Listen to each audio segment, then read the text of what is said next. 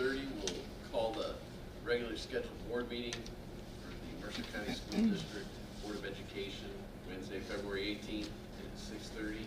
Roll call, please. Balmer. Here. Lower. Munson. Here. Nelson. Here. Smock. Here. Brick. Here. And Yates. Here. All right. We have 3 people that have signed up to make a public comment. On the back of the agenda are the rules for participation in the Board of Education meetings. I'll read that before we get started. The Board of Education welcomes public comments during the public comment portion of the agenda. Those who wish to address the board should state their name, limit their statement to 5 minutes. Comments are not restricted to items on the agenda. However, regarding specific student discipline cases are not allowed during open session. Generally, these type of comments should come to the board only after they've been referred to the teacher, principal, or administrator who is closest to the situation. If all other avenues for resolving these items have been exhausted and the issue has not been resolved, you may request to address the board, usually during closed session. In addition, please refrain from using derogatory comments about staff or students at this time. I have 3 people that have signed up. Mark Freeze is the first one. Pressure, 5 minutes. One of my worst grades in college was my inability to keep my time in public speaking down to the strict minimum. As you said, Mark Freeze, 502 Southeast 2nd Avenue here in Toledo. I'm here both as a citizen, an employee, and also as one of your aldermen. I know this is that time of year where we start talking about budgets and funding for programs in school. I had a little experience with that. I was a principal in Connecticut for 8 years, and when I had my first year, we had 784 kids. By the time I retired, 8 years later, I was down to 595, with the projection getting down to 525 within the next 3 years. So I know a lot about, I have a lot of experience in cutting, because that's what we had to do as we got get smaller and smaller. But I did want to share one of the things I did learn during that time, and that is that it's the focus for schools, especially in more rural areas, is that it's not necessarily always the number of teachers to student ratio. You have to find that time where programs become paramount. Right? And right now, we have a lot of programs here in town. I was able to see a lot of those at the school, being a teacher up there last year, and also some continuing stuff. We have a lot of good programs. We have a lot of great kids. You're going to see some of them here tonight.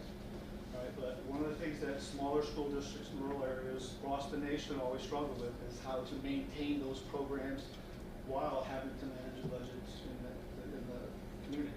It's hard. And, thank you guys for taking that time to volunteer to do this job, because not a lot of people would. Right? So thank you for that.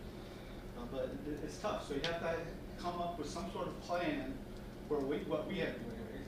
And hopefully you guys are probably doing the same. I'm sure you probably are in some way. But having an idea of what is that flat line? What do you want your students to have when they leave?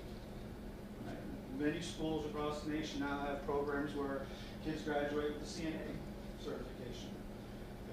We started a program in my school just as I was retiring where a good portion of a journeyman's call card, if you will, was satisfied within the programs that we had in the school. We want these kids to walk out with something tangible that they can use for future employment, and in a lot of cases for them to stay here, because we want our population to maintain.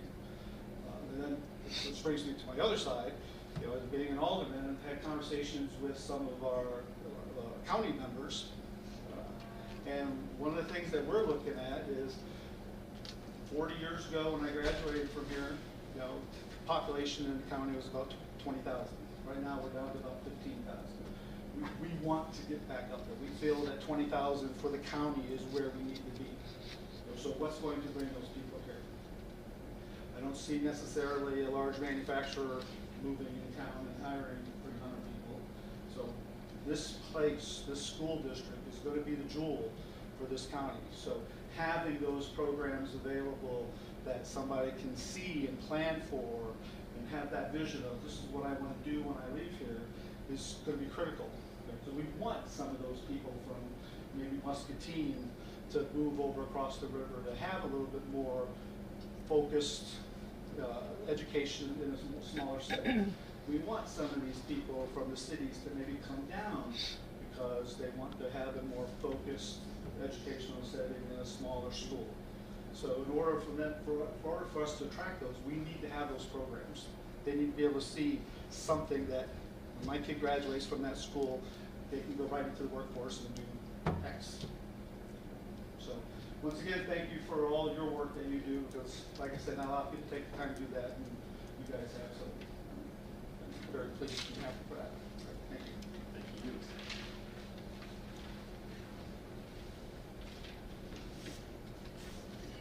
Next up is Cindy. Sorry about that. Did you get your chicken run sold? Yes, I was trying to get it, wife gave me. they're gone. 'Cause I'm going camping and I'm not messing with chickens. Okay, no, this is my first time speaking in front of the whole board. I'm Cindy Britton. I am a bus driver of 15 years for the district. I am also a resident of Mercer County. It's come to our attention that the route that goes to the Quad Cities, they're trying to outsource. Yes, it's being brought up to be outsourced to Johannes. Johannes is also short on drivers. I understand we are short on drivers this year really bad, but we've got people taking vacations. We've got people that are out sick, especially with the flu right now. We've got Ernie gone. Ernie will be back here hopefully in a couple of weeks.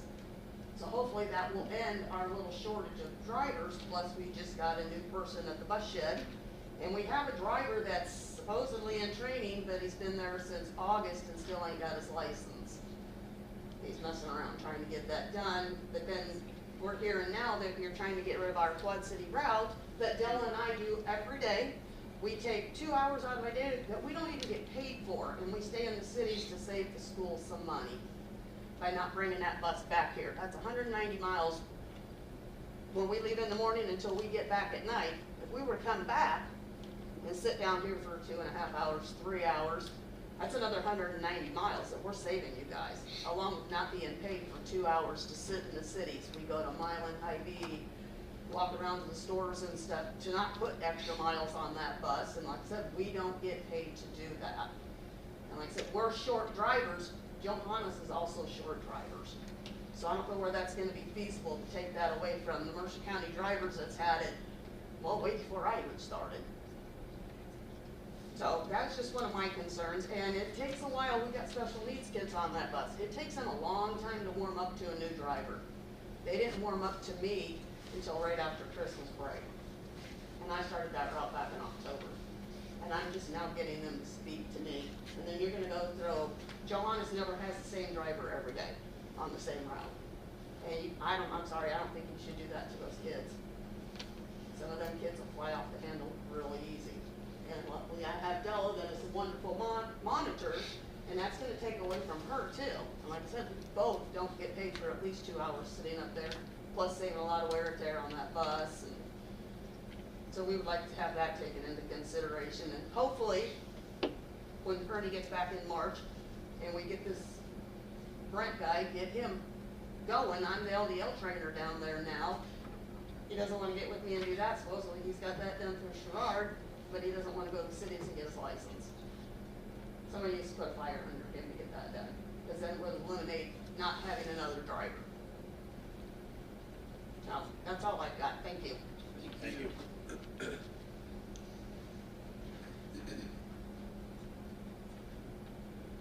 Liddell, you're up next.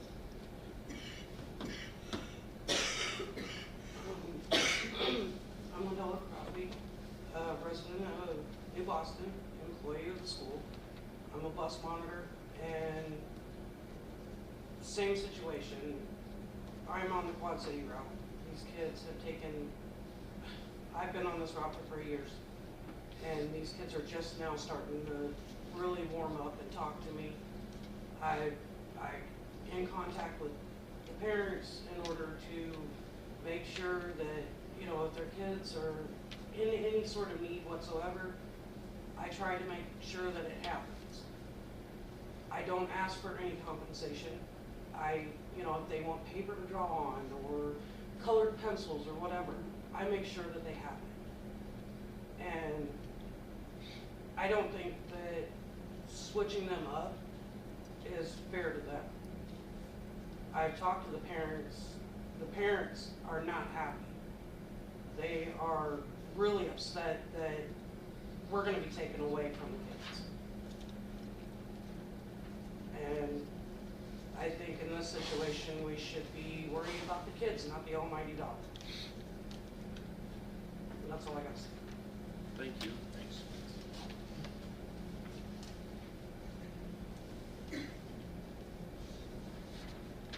I didn't have anybody else as public comment. Anybody else want to make it? All right. On to item 3, board comments. Are there any board comments? If not, we'll move on to item 4, the school organization, Mercer County High School Gray Lives Matter. All right, so I was going to go ahead and introduce them here, Mr. Zeiser or Joel Zeiser.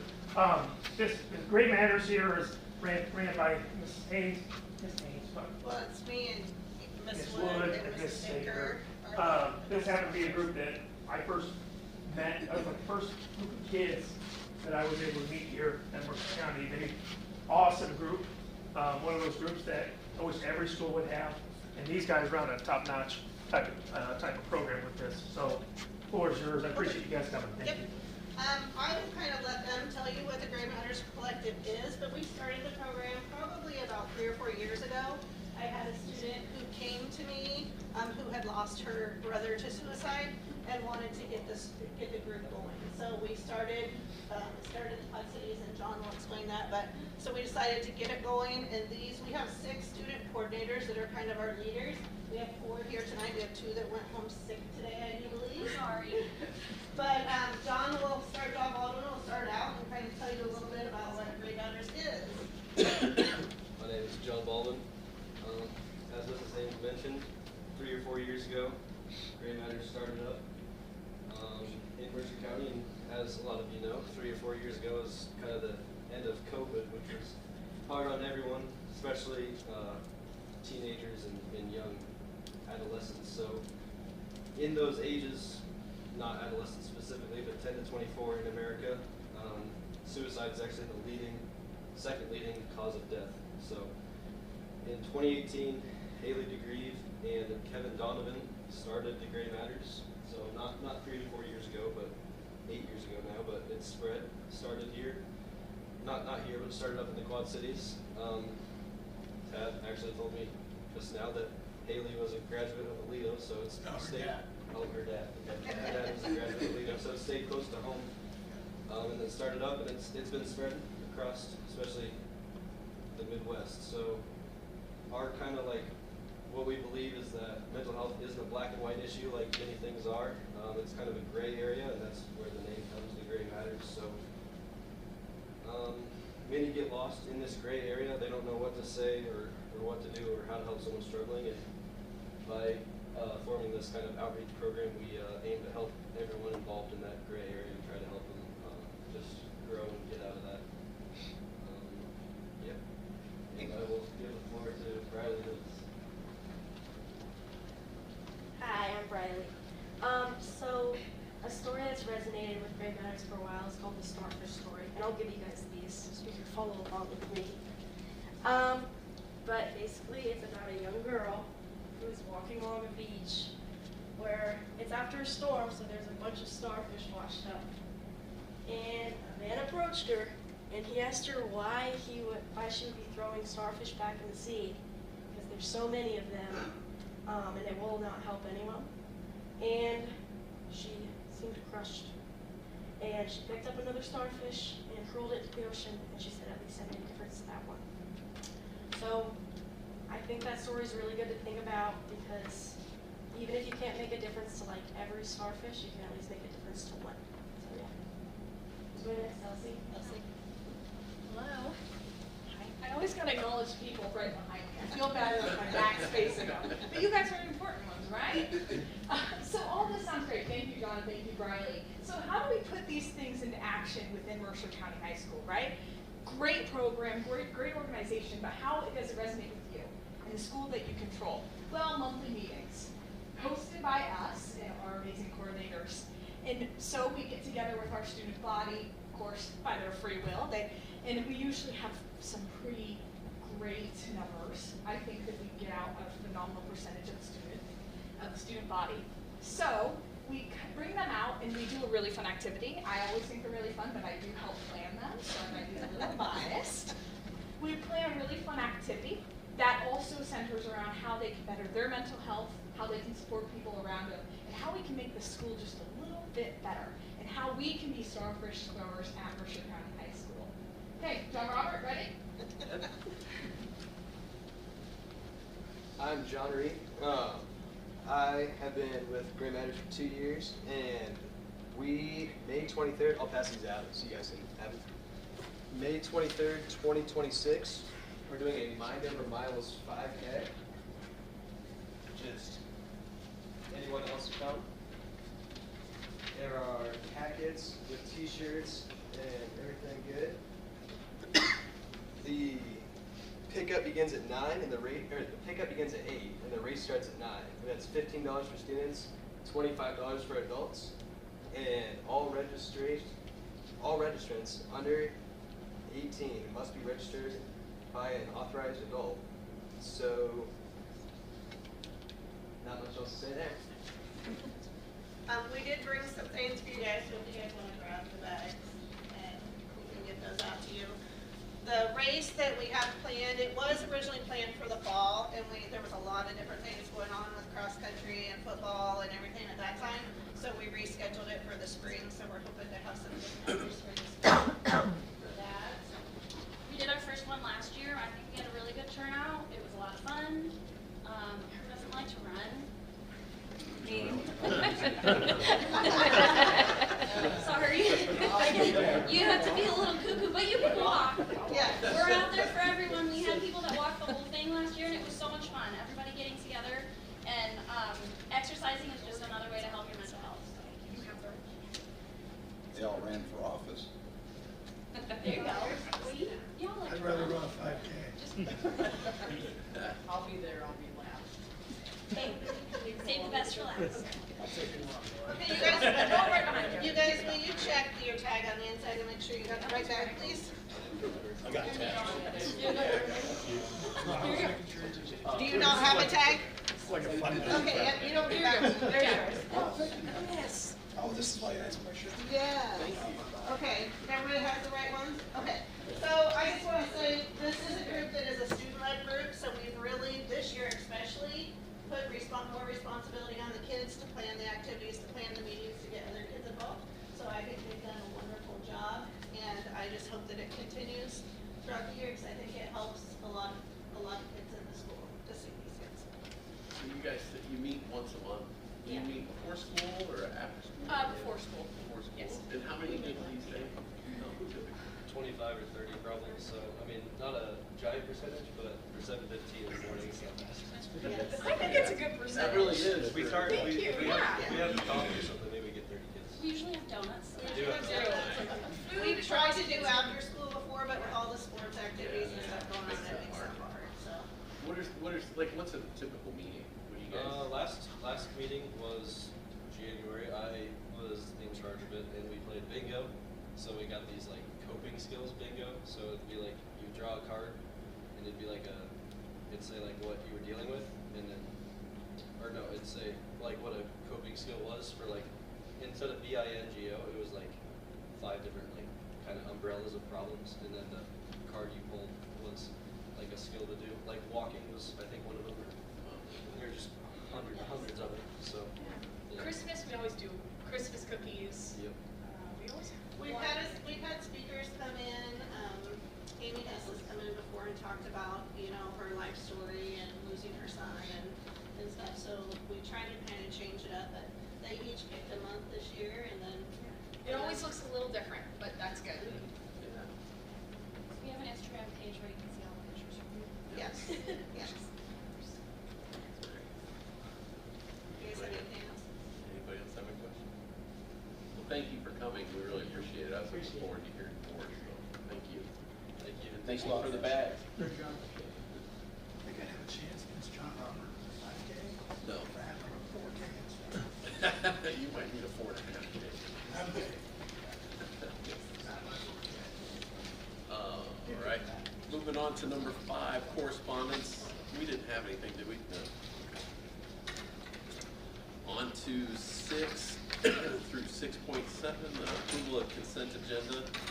Did anyone have anything they would like to pull out of the consent agenda? If not, I would entertain a motion to approve. I'll move to approve the consent agenda. Munson, is there a second? Ballmer, second. Roll call, please. Lower, Yes. Munson, Yes. Nelson, Smock, Yes. Frick, Yes. Yates, Yes. and Ballmer. Yes. All right, motion carries 7-0. Moving on to the committee reports. There's not a finance committee report from last night yet. Okay. I've not had time to get it put together. No worries, we will suspend that one for next month. All right, are there any highlights, or will we kind of go over?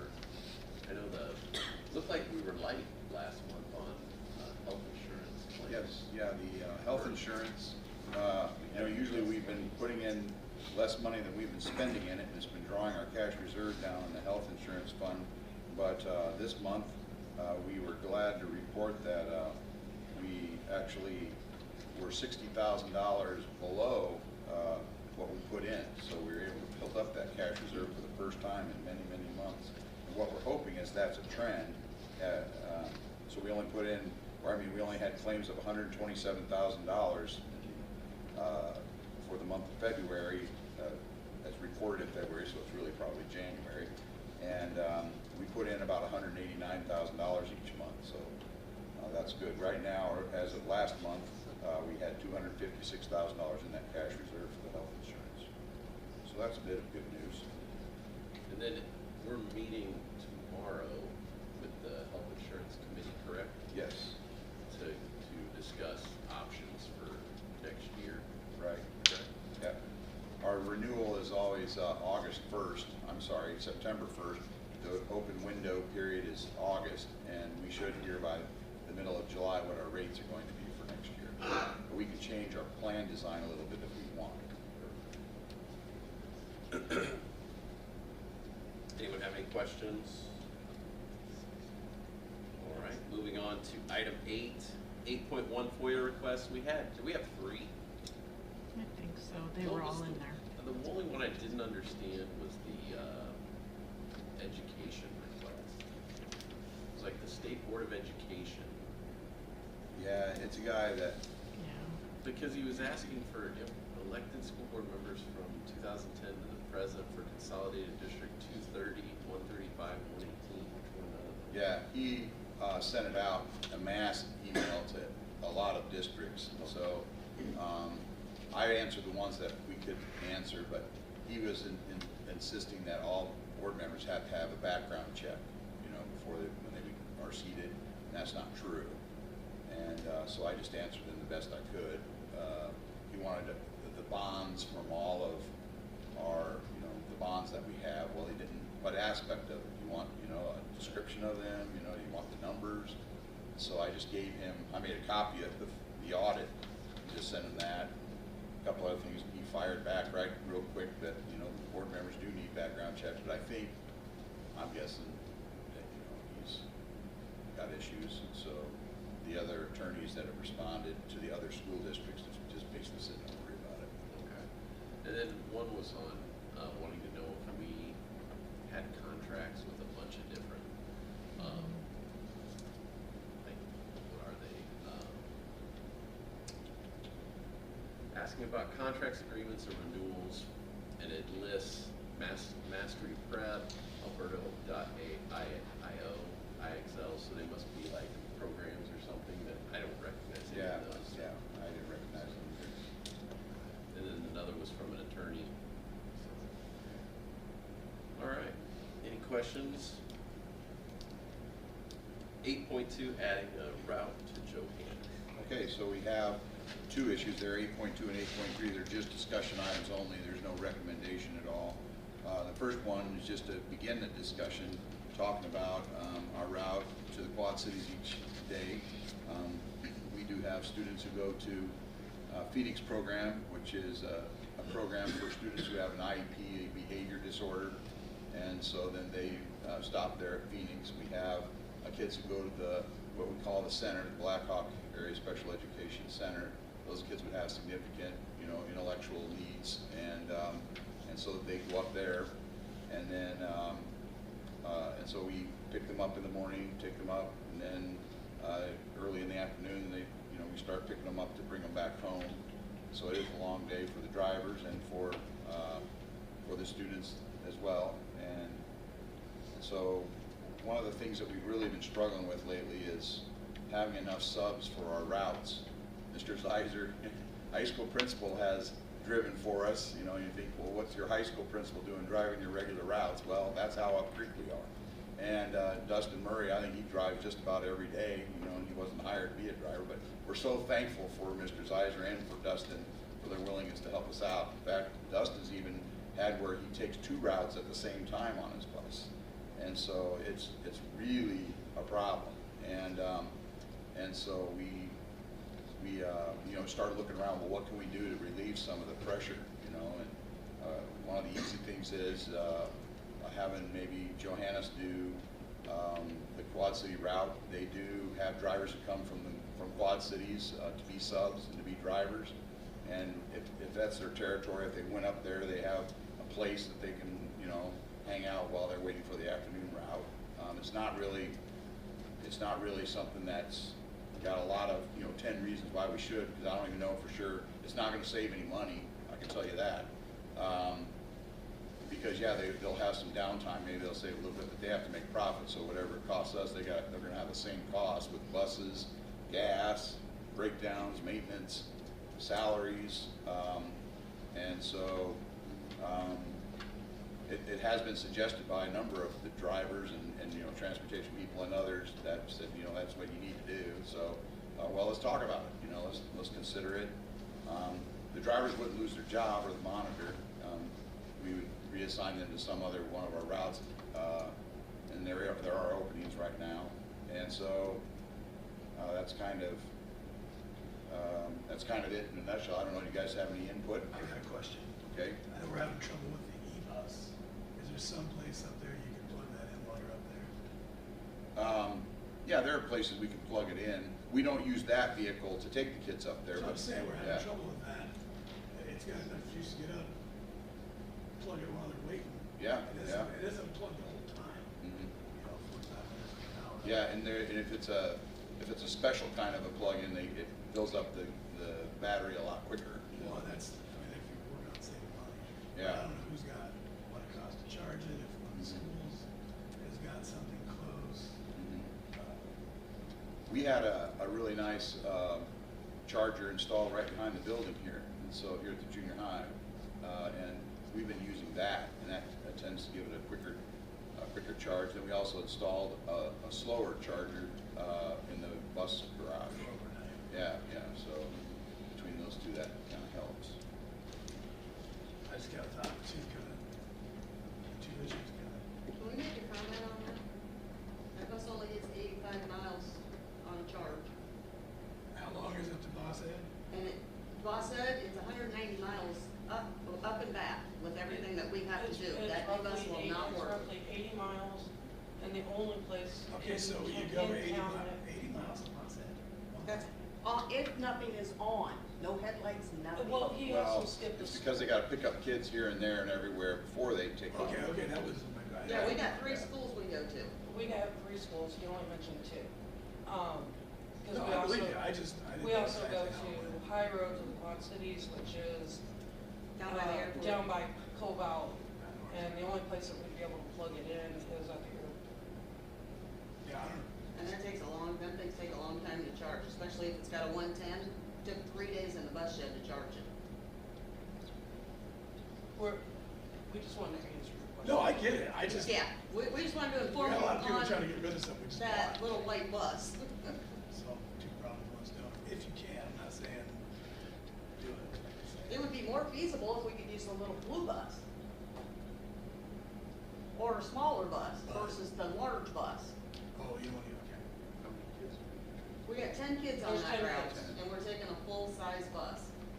Well, there are laws on that. I mean, they don't, if it's for academic purposes, which that is, they want it to be a yellow school bus with the amber lights and the red lights and the stop sign and all that stuff. They don't want you using Suburbans and those kind of things for like athletics and for non-academic, going to and from school. We have a little yellow bus down there if they ever get it running. Yeah, it's got wiring problems that need to go to the doctor, get wiring fixed. I don't know if you were here when I first started, but we had bus number 20, which was a short bus. It's what we used to take to the Quad Cities. Same size as what we've got down there now that hasn't ran for 3 years. So is there 2 routes or 1 route? One. One. And it is 3 schools. 190 miles. Well, that's what I'm Every time saying. you go up, They're run the back. route, and come. That whole route is 190 miles per day. If One we go, bus, one if we route. stay in the cities, we go up, we drop off at the center, then we go to Phoenix, then we go to High Roads out by the airport. Then we usually either go to Milan, to Hy-Vee, park the bus, go shopping, whatever, or we'll go down to Walmart on John Deere Road, which is on our way back. We try to stay within our. Within our a few route. miles of our normal route. Then we come back. The way that route's supposed to be ran, though, is they want us to come all the way back and then go back again. That'd be another 190 miles. And we're saving that by us staying up there and then not getting But paid. I'm confused on how it can be that far when it's 45 miles to We anywhere in the have- city. we start out I understand because- that you're not going straight there, but Right, it's we- like 4 times that when you're, say, 190 miles. That's round trip. I understand. Yeah, so we start out in New Boston, we go to Keysburg, then we go to Joy, I don't know how many stops we got in Aledo, and then we go out by Hamlet, you gotta go a back road out there and pick up a boy, and then we go to the cities and go all 3 different schools. But that's one route, you make That's all that one big route loop, all the way. go up, and then you're supposed to, but then you stay up there. So we stay up there to save So that if you extra do it the mile. way you guys are doing it, how many, is it still? It's 190 miles, If you do it the way you're doing it. if we do it the way And if we're you doing. don't, you have to come back here to the school. Right. Another 40 or whatever each would way. be It'd be another another 90 60 miles if you miles did it. Exactly, we So it'd be go the back up. 190 plus 90 more if you did it the way Right. that they, I mean, The way it's supposed to be done, yes. gotcha. Okay, So either we way, choose though, to stay up there to save the school some money. sure. That's why I was just trying to figure out how. Either way, we're gonna have to add a Johannes route. Correct. Well- Even if we didn't replace that route, we'd have to replace another route. Well, yeah, we have to do something to address this, because it's just wearing everybody out, the drivers included, So we'd have to, so somehow we've gotta add a route, or give a route to Johannes, so that we have. Yeah, I could talk to them about doing another route. So how long I would, don't- I'm the first not- person that gets on that bus, how long are they riding the bus? First person gets on She's at on the bus 6 a.m. for about a little over 2 hours. Mhm. She gets on at 6 o'clock. It's on at 6 and off at 8? Yes. About Roughly and around 8, depending on- yes. And then 2 more. On the way back. Or is the yeah. one that gets on first, do they She's get the off one that first gets or do they off get off last. last? She gets off She gets last. off last, the way that they have it set up, which we. So that person spends 4 hours on the bus a day? Uh-huh. Wow. She's working on it right now. I think, And Kim Lloyd said that they would be interested in doing it. She's working on pricing. okay. And so, there's no reason to make a decision tonight, something just to keep thinking about.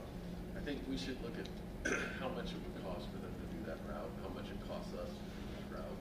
And then if we were to give them a different route, because don't we have a set route or a set price for the local route? Yeah. It's kind of a special route. Yeah. Because they've helped us in the past. Right. When we've had shortages. Right. How is it route run too. how can help, where to run the double route? He just takes all these kids and then he just makes them bigger. That's what I'm saying, I mean. Route Is there one, enough room on that bus? Yeah. Tab, I can Yeah, it explain. ain't Route about that, one, it's about the miles. and, okay. Oh, I'm sorry. Go ahead. I was just saying, it ain't about the amount of kids to need another route, it's about how far it's gotta go. I just didn't know, that seemed like, how do you have enough room? Most of the Route buses one and are- Route 7, intercross, Yeah. because I have had to do it, I have had to run 2 routes. because we've had a driver call in sick in the afternoon, and it works out that Route 1 and Route 7 intertwine with each other down in New Boston when they shuttle. Then you can run Route 7 and then run Route 1, and it only takes about 20 minutes more. Because it has been done, I've done it a few times. Okay, well, I think I'm satisfied with that one. Okay. All right, so then the next one is the transit van.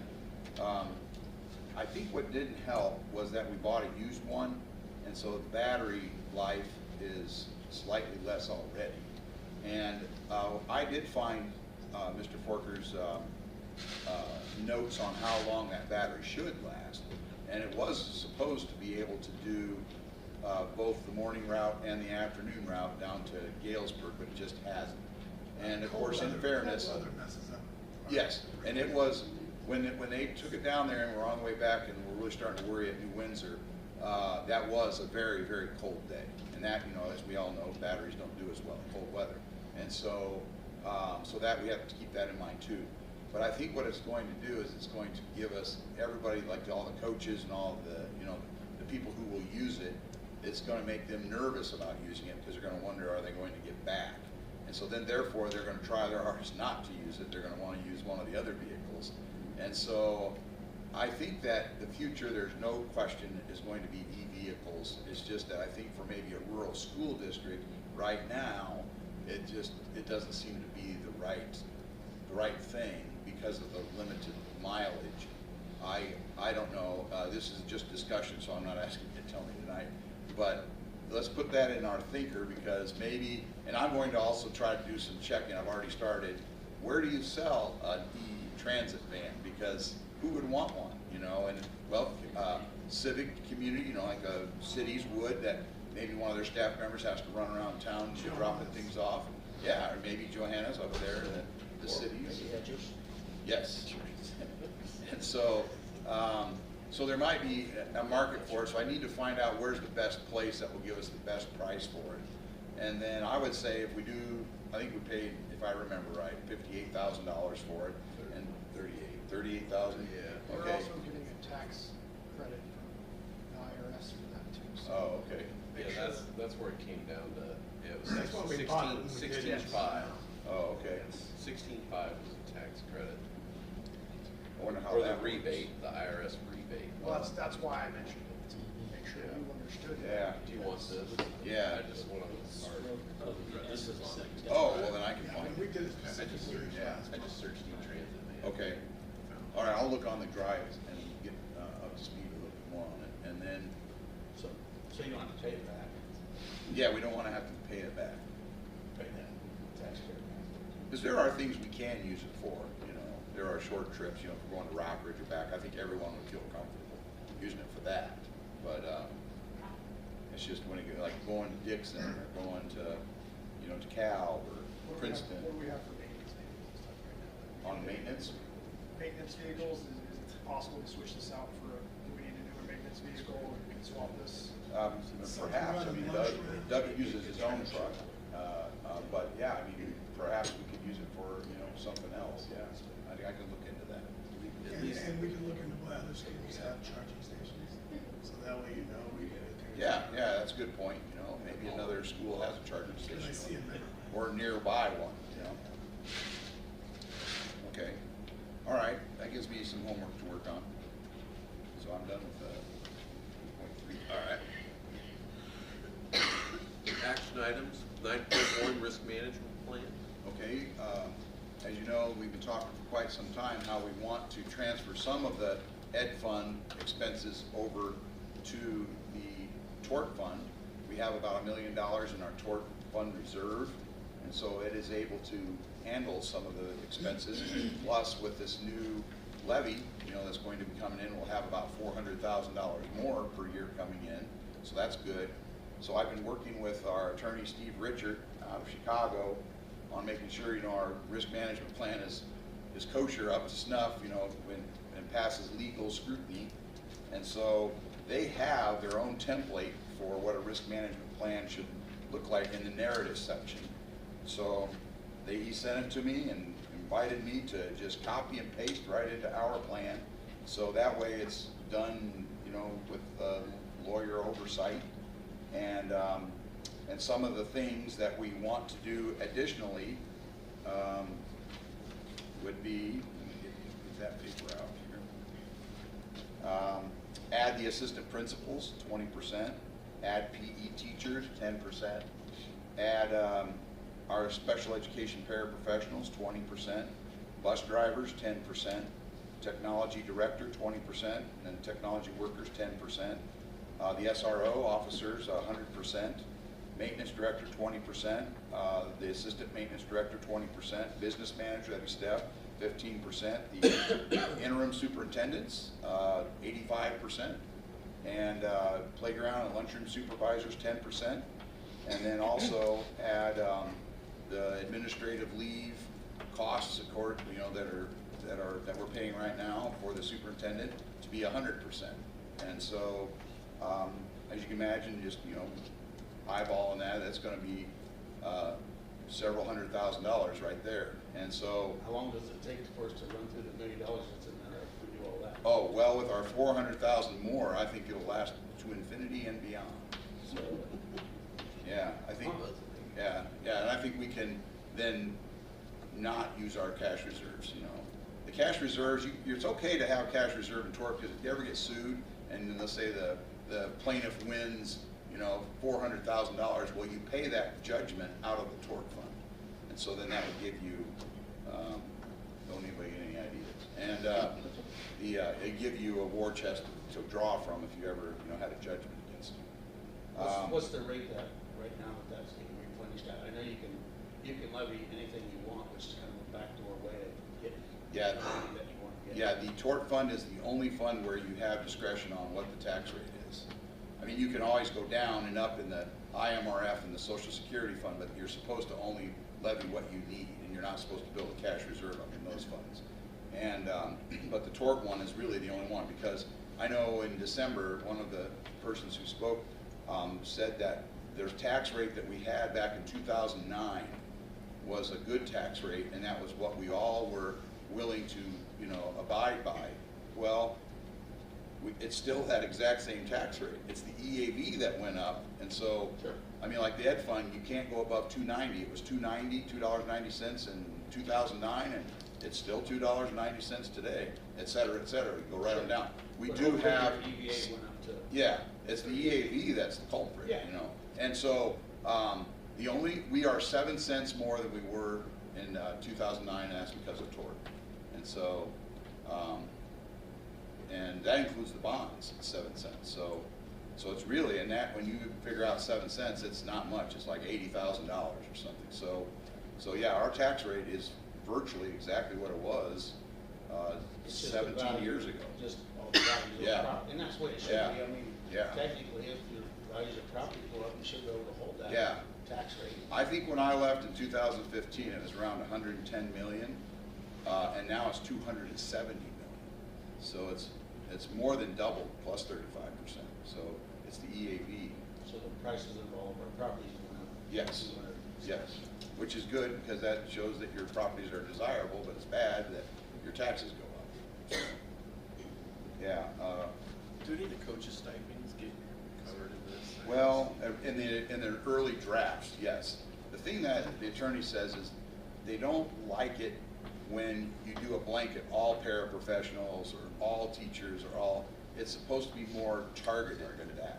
And so, but he did okay these. But, and plus, there's only been 2 lawsuits in all the years, in all throughout the state for this sort of thing. So it's not common and not likely, you know, that it'll be challenged. But if it does, I think it'll hold up against that challenge, because, well, the lawyers wrote it, and so. When you want to pay, you said hundreds of thousands of dollars at some time, can you sort of get maybe a little firmer number for us? Yes, Steph is working on that. I asked her to, but in fairness, I didn't ask her until Monday, so. Yeah, no, I So she hasn't understand. had it, but yeah, she's gonna So give us. Would our yeah. plan be to, as we use the reserves in that, how do we replenish it? We're gonna have to raise the rate on tort in Yes. order to be able to replenish that fund. Yes, correct? that or stop pulling some of those things out of tort. You know, like, let's say if if the ed fund becomes very healthy over, you know, the next 5 years or so, well then you, and if the tort fund isn't doing very well, you can then pull those expenses back. Because you don't have to do them, you have permission to do them. Right. But otherwise, it took many years for that tort fund to get up to where it's at. Yes. It didn't replenish itself Right. each year. No, that's many, many years of. How much money are we putting into the year? Well, I think this year, we are 50,000 in the black, so figure 50,000, so in 10 years, that's 500,000. And we have, or about $1 million, so you know, it's taken maybe 20 years for it to build up.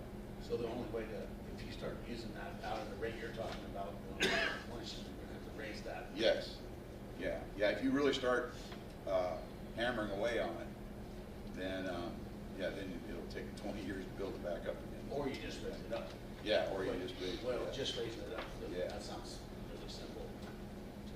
Now, when your back's against the wall and you don't have any choice, you can pass a resolution to transfer the tort reserve to one of the other funds. But I don't think you want to do that if you don't have to. I mean, if your back is against the wall, then yeah, but don't do that because you told the taxpayers in essence that we're using this to protect us from tortuous acts, you know, from being sued. And so if you're then transferring it to the ed fund, you know, then that just isn't good. So yeah, I'd be interested in knowing, if you used all those percentages that they recommended, yes, how many dollars would that be per year? Yes. I'm guessing you're gonna burn through that really quick. Yeah, 400,000. Yeah. Is what it is? It's Well, 400,000. we're going to get 400,000 more this year from the property tax. Right, Additional I'm just saying, dollars. if you added up those percentages that they recommended that you could take out of tort, what would that number be? Yes, and Steph's working on that. Yep. And really, the interim superintendent and the superintendent, once that problem's fixed, then that won't be coming out of there anymore. You know, that's going to be 1 or 2 times problem. Unless we start having trouble. Yeah. Which we won't. All right. So, I mean, if you feel comfortable, and they'll say you feel comfortable to approve it tonight, but then maybe after we get some more numbers, you say, no, I'm uncomfortable. You can come right back and amend it again. So it's a living document. So then we should probably put it on the agenda for next.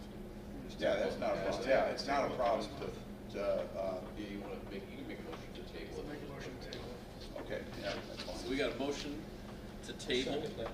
and by Frick and Yates seconds. Voice vote. All those in favor say aye.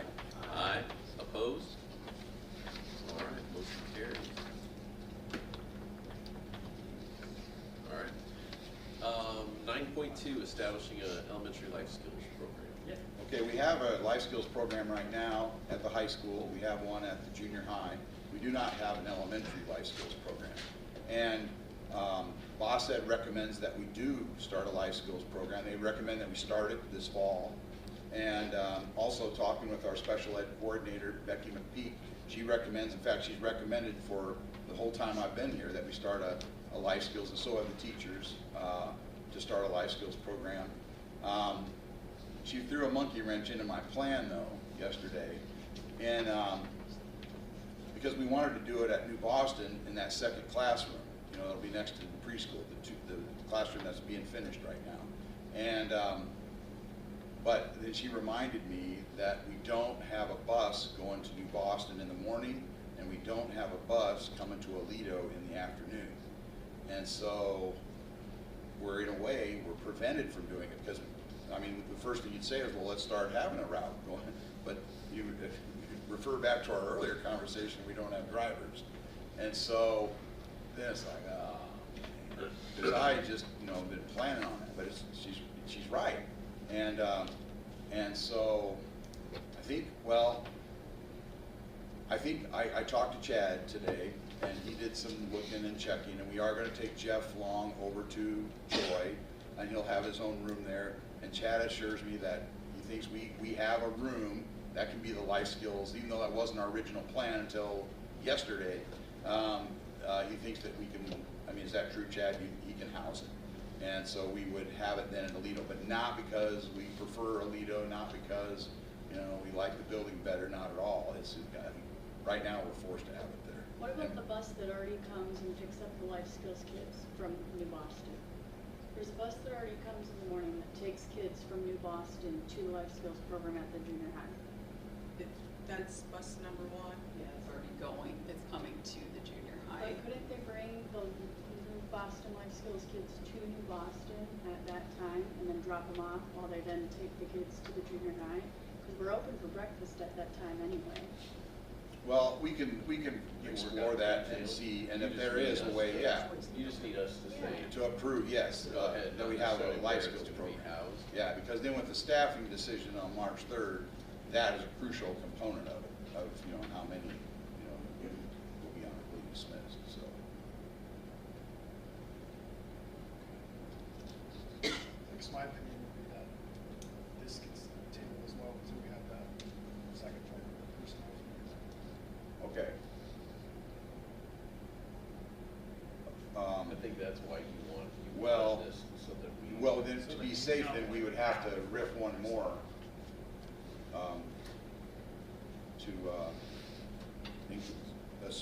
Well, because we don't know that you'll say yes. I mean, if we knew that it was going to be there for sure, then we could dismiss one fewer.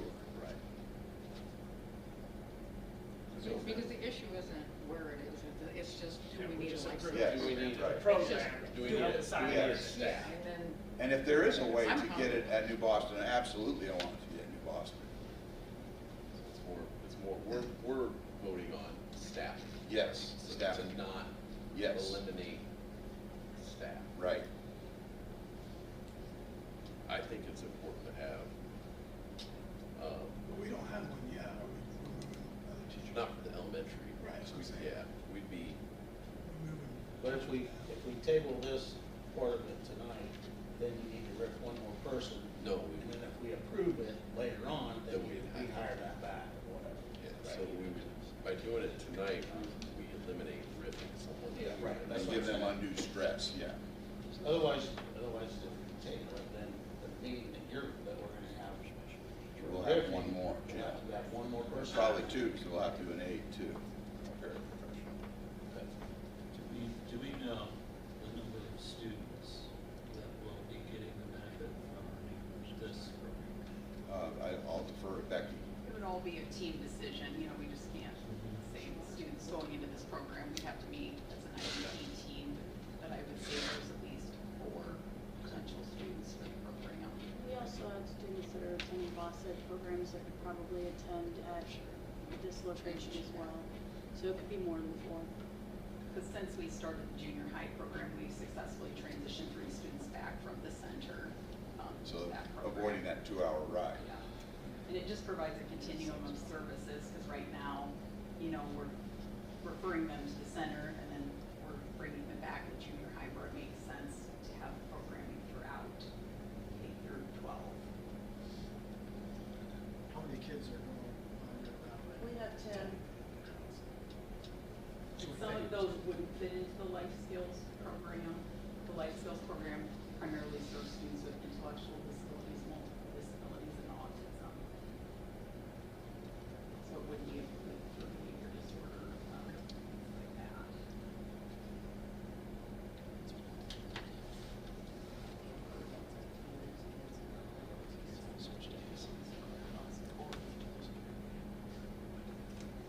I'd entertain a motion a motion for establishing an elementary life skills program. I'll move to establish an elementary life skills program. Lower moves, is there a second? I'll second that. Toss it up. Either Balmer or Nelson, one of the two. All right. Roll call. Nelson, Yes. Smock, Yes. Frick, Yes. Yates, Yes. Balmer, Yes. Lower, Yes. Munson. Yes. All right. Motion carries.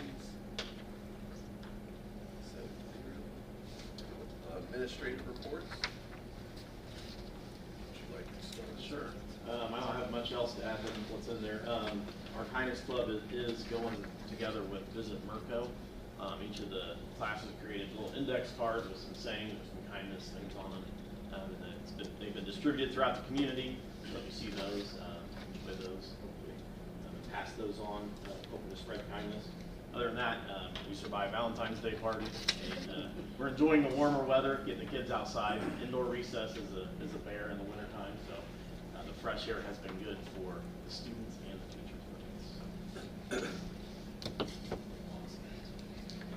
Junior high, just a shout out to counseling team with Melissa's mission. We'll have our stats on that after we go through our 8th grade programming next week. That's where they go in the classroom, talk to kids about some heavy topics, and sometimes students come forward with their dealing with some difficult things and things that might happen. So open up conversation with parents, trying to get some help, things that they need. Something we've been doing, I think, 6 years now. So that stats will come to you guys in the next board report as we've gone through 7th grade, 8th grade will be next week. And the big closer is we survived another junior high dance. Valentine's dance was Friday, and it was absolutely awesome. No issues.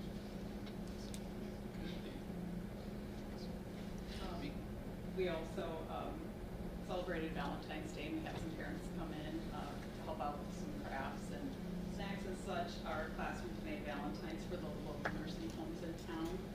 We continue to do screenings throughout the year, so we are going to open a couple spots to some students who are going to need some services. And then we will be having flyers posted soon for our 2 May screenings, our June and July screenings.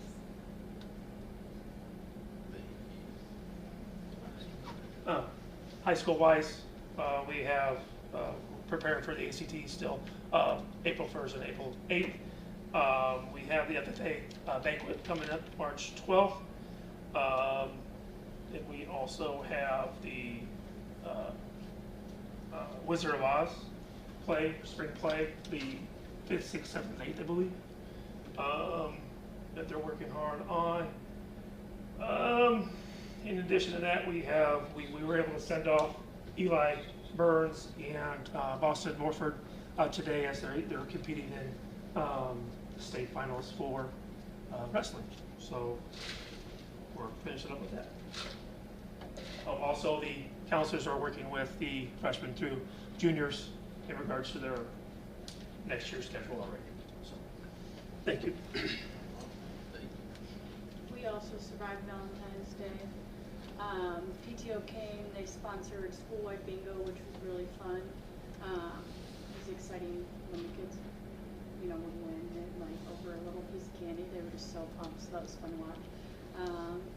We have a group of 2nd graders that's been working on a project with our 3D printer. They're making and selling 3D printed toys. So you guys are welcome to come down any Wednesday morning, and they've got a little store that they're running as part of an extension project. They're going to come present at one of the board meetings as well on that.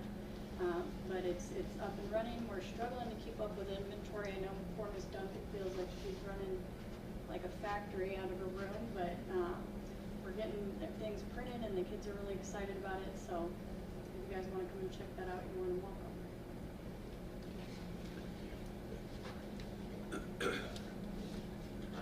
That takes us to item 11, closed session. We're going to be discussing personnel matters, negotiations, and legal matters. I entertain a motion to go into closed session. I'll move to go into closed session. Motion by Yates. Second. Ballmer. Second. Roll call. Smock. Yes. Frick. Yes. Yates. Yes. Balmer. Yes. Lower. Yes. Munson. Yes. Nelson. Motion carries 7-0. How about 7:40? Come back for start of closed session.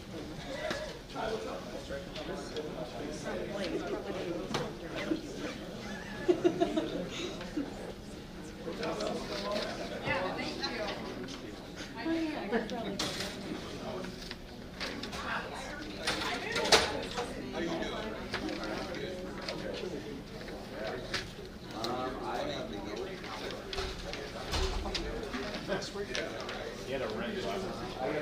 Yeah.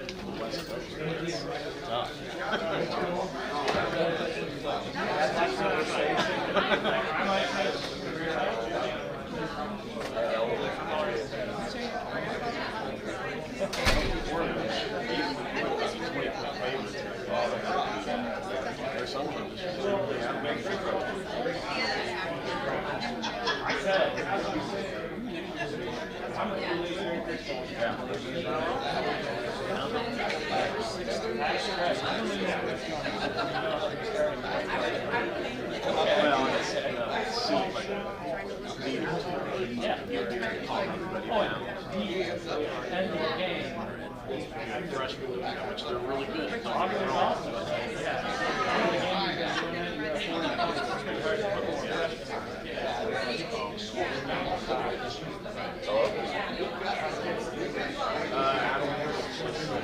was on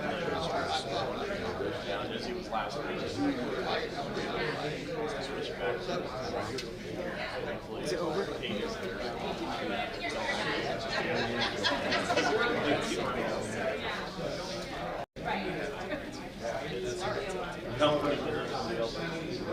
Yeah, for sure. So it's gonna go to closed session, so that'll be shut down. Yeah, our girls are back there playing on the 3-on-3 too. Oh, okay, yeah. First year they didn't play. Like I tried to explain the rules, and I was like, whoa, whoa. Why wouldn't they play on two? They had never done it, so I was trying to explain it to them. We haven't practice with them. Until you're actually in it, you're going to get fouled. I played it as a kid. Oh, yeah. Yeah. She was actually playing. Yeah, and I was watching that. Checked her ball and checked her with her. You're going to do that. Let's do Going.